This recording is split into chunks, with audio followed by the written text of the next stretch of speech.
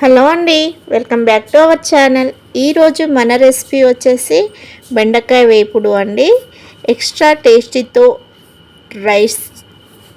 Rice చపాతీలోకి రుచిగా ఇలా చేయండి, సూపర్గా ఉంటుంది.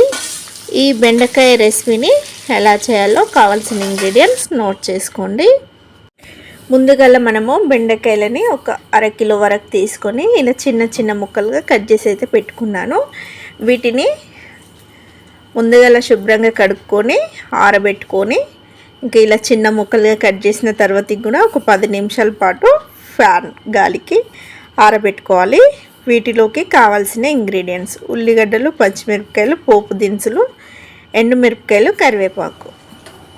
చేయి విధానం: ముందుగా స్టవ్ వెలిగించుకోవాలి. ఒక ప్యాన్ పెట్టుకోవాలండి.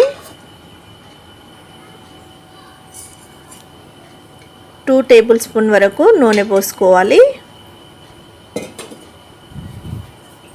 నూనె వేడయ్యాక ఇందులోకి 3-4 ఎండుమిరపకాయలు, అలాగే జీలకర్ర, ఆవాలు, వేరుశనగపప్పు వీటిని వేసుకొని కొంచెం దోరగా వేయించుకోవాలి. ఇవి ఇలా వేగినాక ఒక వెల్లుల్లిగడ్డని ఇలా పొట్టు తీసుకొని వెల్లుల్లి రెబ్బలు వేసుకోవాలి.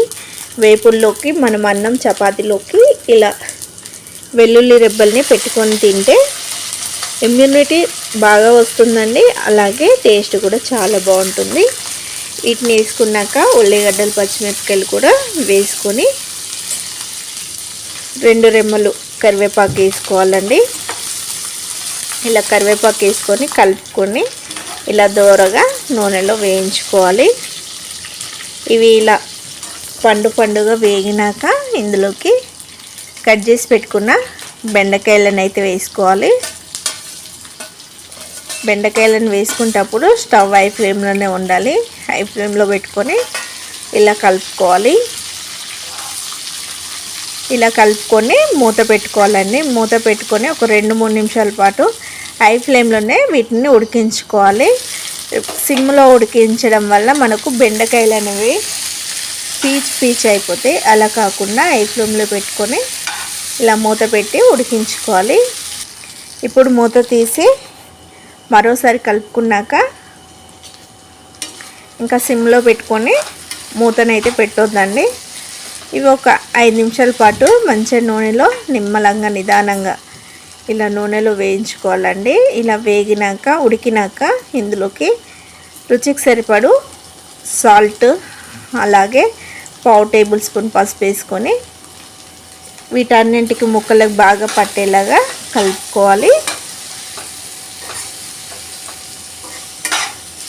ఇలా కలుపుకొని ఒక 2 నిమిషాల పాటు మూత పెట్టి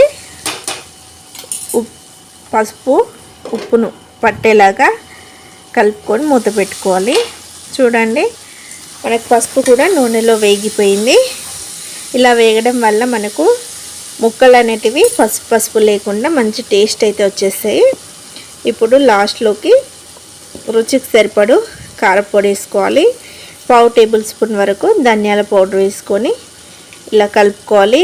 ఈ మసాలాలు వేసేటప్పుడు కూడా మనం స్టవ్ని హై ఫ్లేమ్లోనే పెట్టుకోవాలండి. హై ఫ్లేమ్లో పెట్టుకోవడం వల్ల మనం కలుపుతుంటే ప్రతి ముక్కకి కారం అయితే పడుతుంది. ఇలా ఒక 2-3 నిమిషాల పాటు కారాన్ని ఉడికించుకొని స్టవ్ ఆఫ్ చేసుకుంటే సరిపోతుంది ఫ్రెండ్స్. ఓకేనా?